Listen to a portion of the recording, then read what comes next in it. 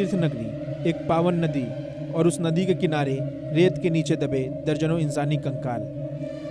ये किसी फिल्म की कहानी नहीं, बल्कि कर्नाटक के धर्मस्थला से आ रही वो दहला देने वाली हकीकत है जिसने पूरे देश को झकझोर कर रख दिया है। एक के बाद एक जमीन से निकलती खोपड़ियाँ और हड्डियाँ उन चीखों की गवाही दे रही हैं जिन्हें दशकों पहले हमेशा के लिए खामोश कर दिया गया था।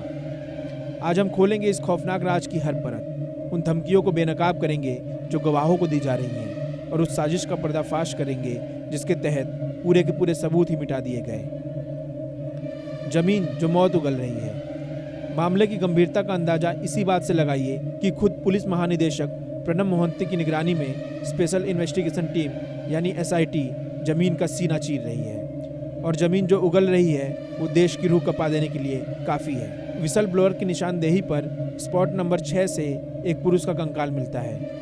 स्पॉट नंबर 11 से संदिग्ध मानव अवशेष बरामद होते हैं, और फिर SIT पहुंचती है एक नई जगह, बंगले गुड्डे।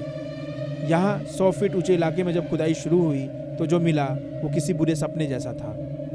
एक दो नहीं बल्कि कई मानव खोपड़ियाँ, जबड़े और हड्डियों के टुकड़े बेतरतीब ढंग से दबे मिले। इन सभी अवशेषों को फोरेंसिक जांच के लिए बेंगलुरु FSL लैब भेजा गया है ताकि इन बेनाम कंकालों की उम्र, लिंग और मौत की वजह का पता चल सके।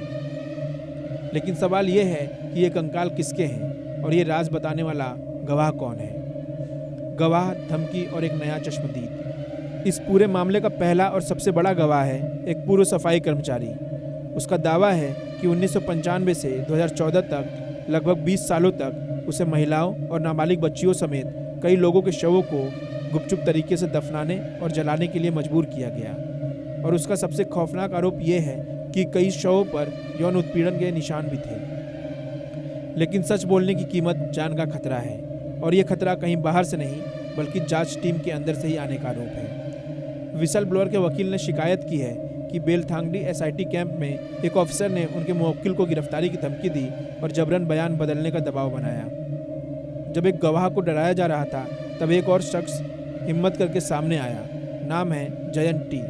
जयंत सिर्फ एक RTI एक्टिविस्ट नहीं बल्कि एक चश्मदीद गवाह हैं। उन्होंने SIT के सामने दावा किया है कि उन्होंने अपनी आंखों से एक किशोरी के शव को अवैध रूप से दफनाते हुए देखा था।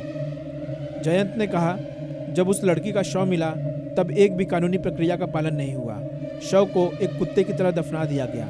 वो मंजर आज तक मेरी आंखों में बसा हुआ है। जयंत ने उस वक्त मौके पर मौजूद अधिकारियों के नाम भी SIT को दिए। सबूत मिटाओ, सच छिपाओ, द ग्रेट कवर अप। दो गवाह सच बता रहे हैं। जमीन कंकाल उगल रही है। लेकिन जब SIT ने पुराने रिकॉर्ड्स खंगालने की कोशिश की तो एक ऐसी साजिश का पर्दाफाश हुआ जिसने सबके होश उड़ा दिए। जयंत की एक RTI से पता चला कि बेलथांगडी पुलिस ने अप्राकृतिक डेथ रजिस्टर से साल 2000 से 2015 के बीच के सारे रिकॉर्ड्स हटा दिए हैं। और वजह क्या बताई? नियमित प्रशासनिक आदेशों के तहत नष्ट कर दिए गए। ये वही समय है जब विसल ब्लोअर ने सैकड़ों हत्याओं और अवैध दफन का आरोप लगाया है। ये महज इत्तेफाक है या एक सोची समझी साजिश? सबूतों को मिटाने की ये कोशिश सिर्फ पुलिस स्टेशन तक ही सीमित नहीं थी। जब मीडिया ने इस खबर को दिखाना शुरू किया तो मामले से जुड़ी एक शक्तिशाली संस्था इसे इंटरनेट से हटवाने के लिए कोर्ट पहुंच गई, और उन्हें कामयाबी भी मिली। लेकिन बाद में पता चला कि जिस जज ने ये आदेश दिया वो खुद उसी संस्था के कॉलेज के छात्र रह चुके थे। जिसके बाद उस जज को खुद को केस से अलग करना पड़ा और कहना पड़ा, न्याय सिर्फ होना ही नहीं चाहिए बल्कि होते हुए दिखना भी चाहिए। अनसुलझे सवाल और न्याय की जंग। धर्मस्थला का मामला अब सिर्फ कुछ कंकालों का नहीं रहा, ये एक बड़ी और गहरी साजिश की ओर इशारा कर रहा है। क्या ये वाकई एक सामूहिक हत्याकांड का मामला है जो 20 सालों तक चलता रहा?